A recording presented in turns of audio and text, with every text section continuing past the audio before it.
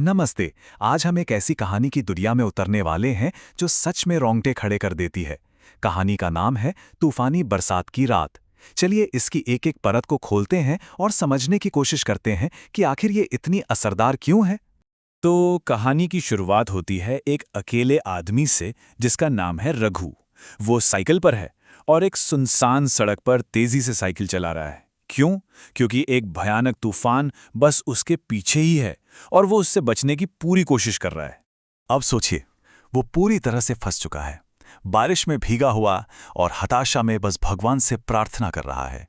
और यही प्रार्थना, यही पल एक ऐसी रात की शुरुआत बनता है जहां उसकी जान किसी अजनबी के हाथों में है। तो चलिए इसको थोड़ा और समझते हैं। देखिए, ये जो सेटअप है ना, एक सुनसान सड़क, आने वाला तूफान और फिर एक अजनबी से मदद, ये हॉरर कहानियों में बहुत इस्तेमाल होता है और इसका एक ही मकसद होता है, अकेलेपन और लाचारी का एहसास दिलाना।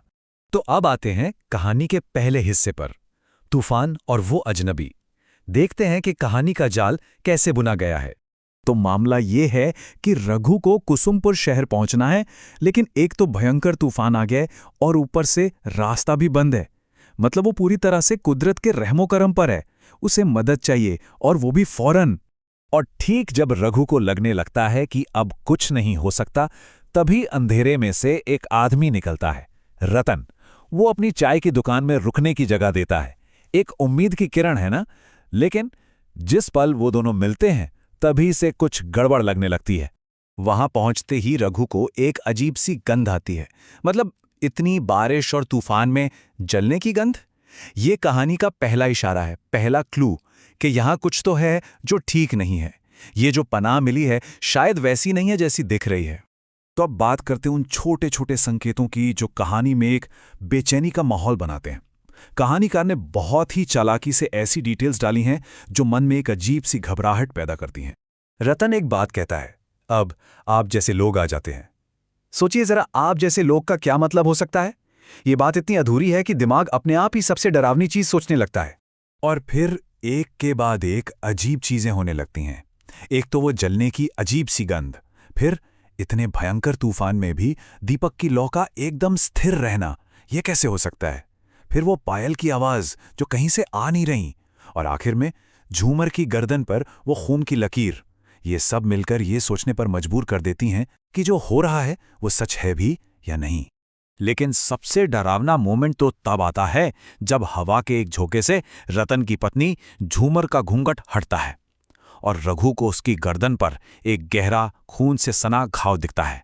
झूमर उसे फौरन छिपा लेती है। अब डर सिर्फ महसूस नहीं हो रहा, बल्कि साफ साफ दिख रहा है। माहौल में इतना तनाव है और इसे तोड़ने के लिए रतन कहता है कि वो एक कहानी सुनाएगा।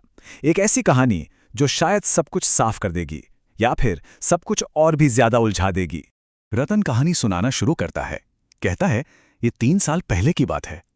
पर जैसे जैसे कहानी आगे बढ़ती है, ये सिर्फ एक कहानी नहीं लगती। ऐसा लगता है जैसे वो कोई गुनाह कबूल कर रहा हो। वो उसी जगह पर हुई एक भयानक घटना के बारे में बता रहा है। और इस कहानी में सब कुछ है। एक नई नई शादी, फिर पत्नी का धोखा और फिर गुस्से में किया गया एक डबल मर्डर। पति अपनी पत्नी और उसके प्रेमी दोनों को मार देता है और आखिर में वो खुद भी उसी झोपड़ी में आग लगाकर जलकर मर जाता है। ये प्यार, धोखे और बदले की एक खूनी दास्तान है। रघु तो कहानी में एकदम खो जाता है, पर एक सवाल दिमाग में घूमने लगता है। जो कहानी सुना रहा है और जो कहानी के किरदार हैं, क्या वो अलग अलग हैं या फिर एक ही हैं? ये लाइन अब पूरी तरह से धुंधली हो चुकी है। तो चलिए अब कहानी के आखिरी हिस्से पर आते हैं। सुबह हो चुकी है और अब रात का भयानक सच सामने आने वाला है। जैसे तैसे रात कटती है और रघु वहां से निकल जाता है, पर वो अपना पैसों का बैग वहीं भूल आता है और यही भूल उसे वापस उसी जगह जाने पर मजबूर कर देती है। लेकिन जब रघु वापस उसी जगह पहुंचता है तो देखता है कि वहां कोई चाय की दुकान है ही नहीं। सब कुछ गायब है। दुकान की जगह पर सिर्फ एक जली हुई झोपड़ी का ढांचा खड़ा है। वही झोपड़ी जिसके बारे में रतन ने कहानी सुनाई थी। अब रघु को समझ आता है कि उसका सबसे बुरा डर सच हो गया है। वो रात उसने किसी के घर में नहीं, बल्कि एक भूतिया याद में गुजारी थी। तभी एक आवाज आती है, शायद आप ये ढूंढ रहे हैं। रघु पलटकर देखता है तो सामने झूमर की आत्मा खड़ी है और उसके हाथ में रघु का बैग है। हवा से उसका घूंघट उड़ता है और एक खून से सना डरावना चेहरा सामने आता है। तो मतलब एकदम साफ है, रघु किसी चाय की दुकान में मेहमान बनकर नहीं गया था। वो तो एक पुरानी दर्दनाक याद का हिस्सा बन गया था। और वो रात भर जिन दो लोगों से बात कर रहा था, वो इंसान नहीं बल्कि उस जगह से जुड़ी दो भटकती आत्माएं थीं।